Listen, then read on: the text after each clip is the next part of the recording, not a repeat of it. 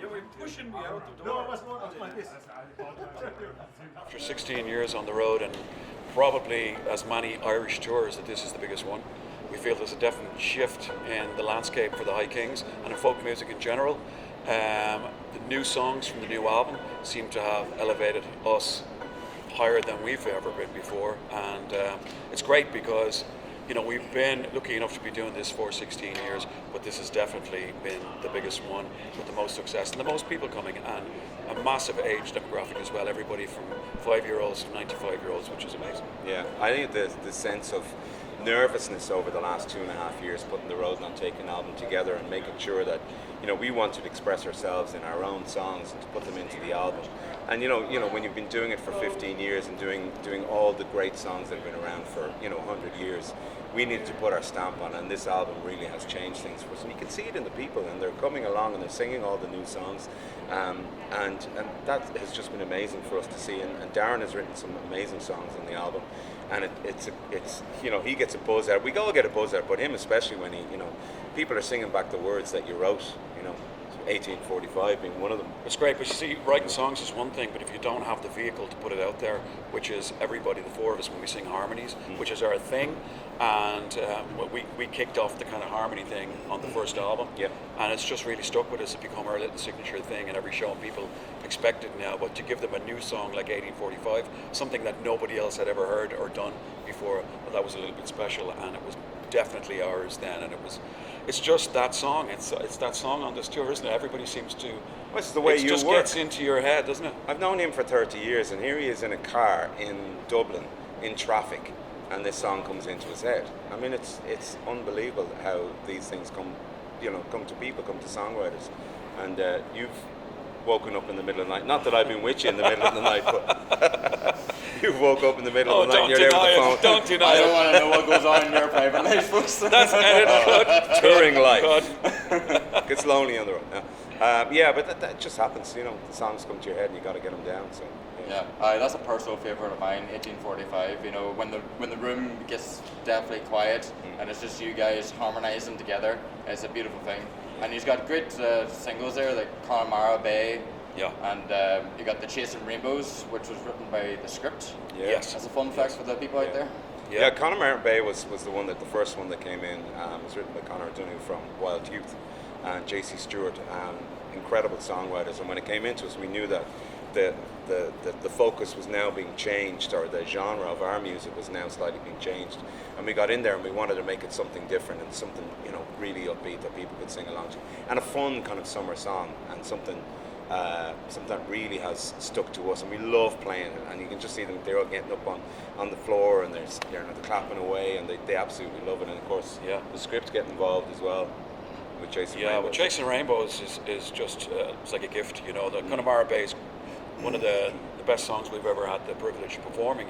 We couldn't believe our luck when that one came in, and then Chasing Rainbows arrived pretty soon afterwards. And again, it's just one of them songs. There are a few of them songs that every band wishes and dreams for. They're like the song, the signature songs again, and we have a few of them now. And on top of that, we had the resurgence of Step It Out. We released that like 14 years ago. And suddenly with TikTok and Instagram and Snapchat and everything that the kids are into these days, Step It Out became one of the hits of the summer. We're cool again. We're cool. Thank you. Thank you, TikTok. You've always been cool. Oh yeah, whatever. What is TikTok, by the way? You're TikTok. not that old. It's a little mint, isn't it? Yeah, like I would say that Chasing Rainbows, that you have made it your own, and now you're sort of just like a fresh young band again. It seems that after being 16 years on the road, I don't know how you do it. You just keep on reinventing yourselves every time. But what has this tour mean to you, coming back on the road, and you're going to the States now next week, I think? It just means so much because, like I said earlier on, after such a long amount of time together and out touring the world, a lot of bands will be forgiven for kind of going, well, we've done our thing now.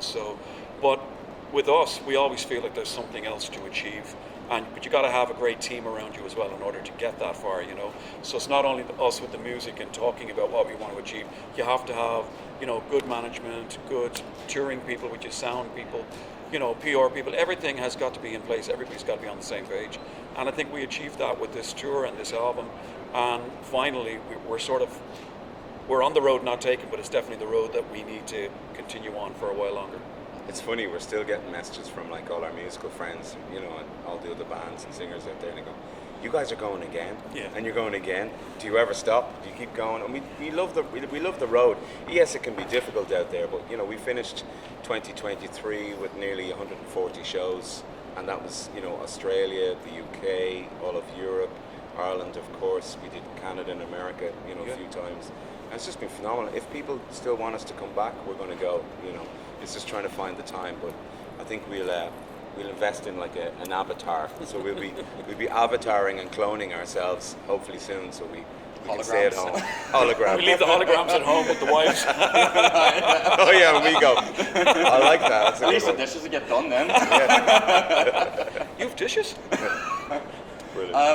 That's what I noticed about you guys, like joining you on this tour, that you are still fresh and still making jokes backstage, as if you are just, you know, still fresh together, which is, you know, doesn't happen too often in bands, you know. We have our moments, you know. We have our moments. Like we're going out into America now in March, and we'll be on the tour bus for 2 weeks, and then we have a small splitter van for the next 2 weeks. But that's life on the road. But you know, we might be cool 1 week or 1 day, or you know. And I think the most important thing is just to give everybody their headspace, because everybody's got stuff going on at home. You know, once you're on the road and once the show starts, you focus on that. But then you've got your bits and pieces to sort out at home and all that kind of thing. So we're there for each other. We're always supporting each other, no matter what's going on at home. We try to fix each other's issues and problems, you know, whatever it needs be. But it's all about the band and making that happen and the fun on the road. And you have to try and also give each other space, and that's the important thing. You know when to read the room and see the signs, you know. Yeah. You scatter. Well, I'll not hold you back any longer. We have a big gig tonight in Vicar Street, so I'll let you get ready. Yes, thank you very much. Thank you very Cheers. much, Sean. Thank you. Thanks for everything. Thank you. Appreciate it. Pray for the